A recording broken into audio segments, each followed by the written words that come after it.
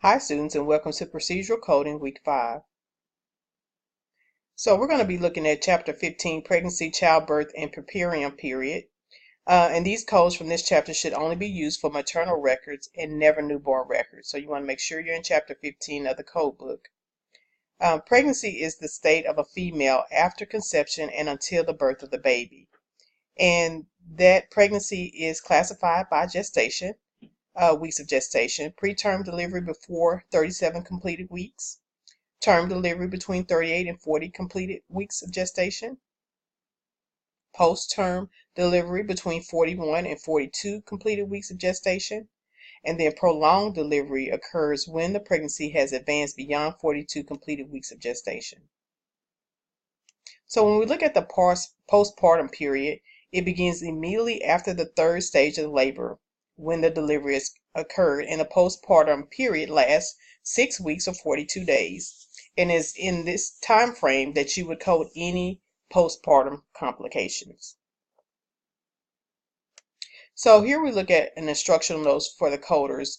You must make sure that you also use category Z3A to specify the weeks of gestation and to identify the specific week of the pregnancy in which the care occurs. So that will go along with any other code that you're coding as far as the diagnosis.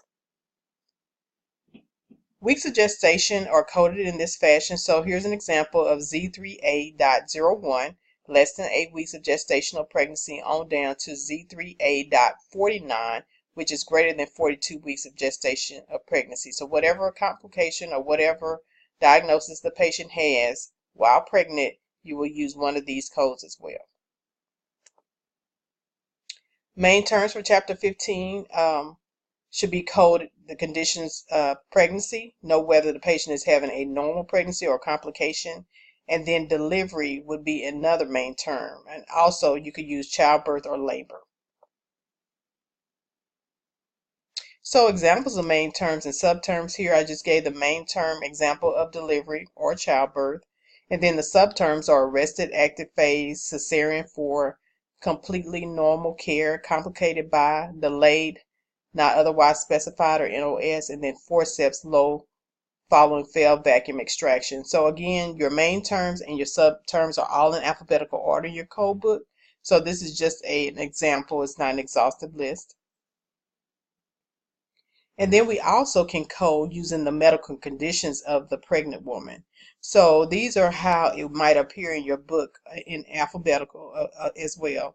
So we have anemia, complicating pregnancy, diabetes, complicating pregnancy, diabetes gestational, eclampsia, fever, gestational, hypertension, complicating childbirth, hypotension, gestational.